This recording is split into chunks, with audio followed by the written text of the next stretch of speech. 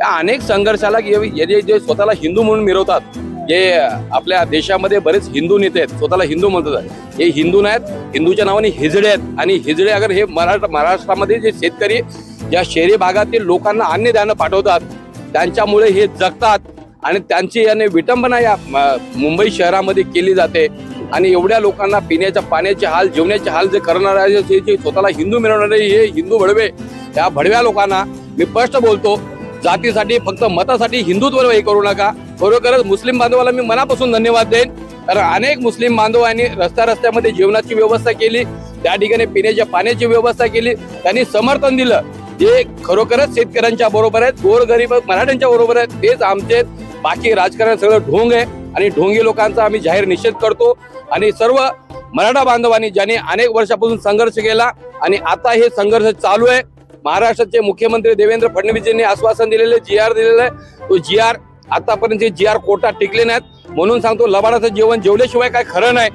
जर अगर खरोखरच या सरकारला मराठ्यांची आणि शेतकऱ्यांची जाण असेल आणि हितचिंतक जर असतील, हा GR टिकवण्यासाठी कोर्टामध्ये मेहनत करतील। दादा यांच्यामुळे मिळालेलं आहे, याचं यश घेण्याचा प्रयत्न कुठल्याही सरकारने करू नये। कारण की जर त्यांना करायचं होतं तर 5 दिवसापूर्वीच, ज्या वेळेला 13 महिन्यापूर्वी मनोज दादा येऊन गेले मुंबईमध्ये, त्यानंतर पुन्हा त्यांनी 6 महिन्यापूर्वी अल्टिमेटम दिला होता, त्याच वेळेला त्यांनी ह्या सगळ्या गोष्टी करायला पाहिजे होता। हे सर्व मराठे आणि मनोज दादा जरांगे यांच्यामुळे यश प्राप्त झालेलं आहे। काल तुम्ही ऐकलंच असेल, मनोज दादा जरांगे स्टेजवरनं काय बोलले आंदोलन स्थळावरून, की आज जर आमची फसवणूक झाली तर यानंतर मराठी जेवढे आमदार असतील, मंत्री असतील किंवा महाराष्ट्रात जे खासदार म्हणून स्वतः मिरवतात, अशा एकालाही महाराष्ट्रात किंवा इतर ठिकाणी घरातून बाहेर पडून देणार नाही आणि त्यांना फिरणं बंद केलं जाईल। हे सर्व महाराष्ट्र सरकारने केलेलं आहे।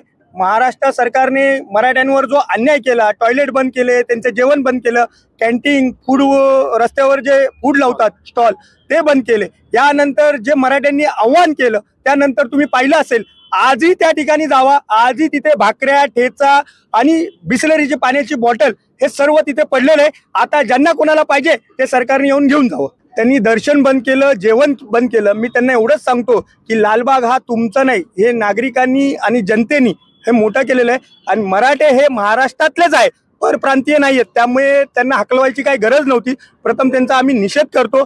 यानंतर अशी कुठलीही घटना घडली की त्यानंतर त्या मंडळाला आम्ही त्याच ठिकाणी दाबू। छत्रपती शिवाजी महाराजांच्या काळापासून परस्त्री ही माता समान मानली जाते आणि प्रत्येक स्त्री ही बहीण, माता, भगिनी मानली जाते। त्यामुळे असं कुठलाही प्रकार घडला नव्हता। त्यांनी ती जी पोस्ट टाकली होती ती काही काळानंतर डिलीट केलेली आहे। सर्वात मोठा समाज, त्याच्यानंतर पार्टी, त्याच्यानंतर राजकारण, माझ्या समाजामधील बांधव अनेक वर्षापासून मुलांना एज्युकेशन मध्ये मदत मिळायला पाहिजे म्हणून अनेक वर्षापासून लढतात। आणि महाराष्ट्राचे, आमचे मराठाचे दैवत म्हणा किंवा मराठासाठी संघर्ष योद्धा म्हणा, जरांगे दादा पाटील हे अनेक वर्षापासून आणि अनेक सरकारमध्ये, आणि लबाडाचं जेवण जेवल्याशिवाय काय खरं नाही अशी परिस्थिती अनेक सरकारांची झालेली आहे। आणि अनेक सरकारांनी फक्त मराठ्यांची फसवणूक केलेली आहे। आणि अनेक वर्षापासून होत असलेली फसवणूक जर कुठल्याही सरकारने किंवा आमच्याही सरकारने जर वेळेवर जर आरक्षण दिलं असतं, आज लाखो करोडोच्या संख्येमध्ये मराठी बांधवांना, ते करून शेतकरी बांधवांना या ठिकाणी उपासमार, झोपायची व्यवस्था नाही।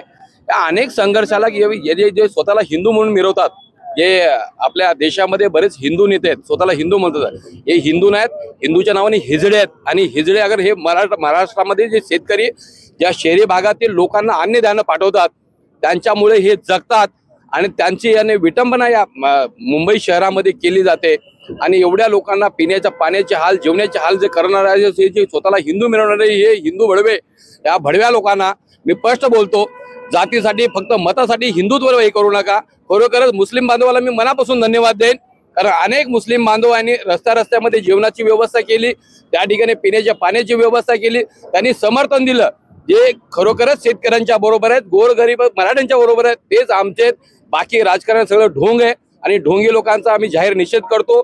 आणि सर्व मराठा बांधवांनी ज्यांनी अनेक वर्षापासून संघर्ष केला आणि आता हे संघर्ष चालू आहे, महाराष्ट्राचे मुख्यमंत्री देवेंद्र फडणवीस यांनी आश्वासन दिलेले, GR दिलेलं आहे, तो GR आतापर्यंत GR कोर्टात टिकले नाहीत। म्हणून सांगतो, लबाडाचं जेवण जेवल्याशिवाय काय खरं नाही।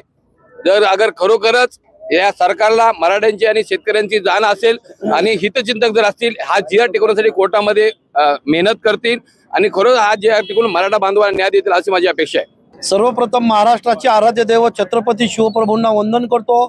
संघर्ष योद्धा जरांगे पाटील यांना मानाचा मुजरा करून आज जो आनंदाचा क्षण आहे या आनंदाची तुलना करता येणार नाही असा मराठ्यांसाठी 6 कोटी मराठ्यांसाठी अतुलनीय असा आजचा हा आनंदाचा क्षण आहे। आज हे आरक्षण आम्हाला कोणी दान केलेलं नाही, हे आरक्षण आम्ही लढून जिंकून घेतलेलं आहे। त्यामुळे कोणी याचा श्रेय घेण्याच्या भानगडीत पडू नये, कुठल्याही सरकारने नाही आणि कोणी नाही, कारण त्यासाठी मनोजदादा जरांगे आणि महाराष्ट्रातल्या मराठ्यांना त्यासाठी फार मोठा संघर्ष करावा लागलेला आहे आणि त्या संघर्षातून मिळवलेला आहे। ज्या वेळेला आंदोलनासाठी किंवा उपोषणासाठी खेडोपाड्यातून जो गोरगरीब मराठा शेतकरी मराठा जेव्हा मुंबईमध्ये आला, हे सरकार आणि या सरकारच्या पिलावळीने त्यांचा सगळ्यात पहिला छळवणूक केली। त्यांना अन्नधान्य खाण्यापिण्याची तो व्यवस्था नाही, वरून पाऊस येत होता, खाली चिखल होता, अक्षरशः अगदी 24 तास 36 तास थकलेले मराठी चिखलात बसत होते। त्यानंतर त्यांना खाण्यापिण्यासाठी काही नव्हतं, एवढंच नाही तर त्यांना कुठे नैसर्गिक विधी करण्यासाठी कुठे काही व्यवस्था केली नव्हती आणि या सरकारने हे जाणीवपूर्वक केलं होतं। पण शेवटी मराठ्याची ताकद आणि हे 6 कोटी मराठ्यांचे शाप यांना लागले, यांना नतमस्तक व्हावं लागलं, मराठ्यांपुढे त्यांना झुकावं लागलं आणि आरक्षण द्यावं लागलं।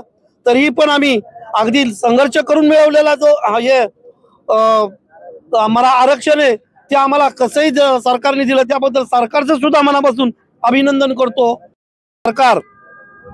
या सरकारमधला प्रमुख व्यक्ती हा मराठ्यांच्या विरोधातच आहे आणि मराठ्यांच्या विरोधातच असणार आहे। आज मजबुरीने दिलेला आहे, नाही ते आम्ही लढून खेचून आणलेला आहे। त्यामुळे सरकारने याची पुशारकी करू नये की आम्ही दिलं म्हणून। मराठ्यांना सत्य कळतंय, मराठी शिवकालीन पासून मराठ्यांना कसं लढायचं आणि कसं जिंकायचं हा इतिहास सांगतोय।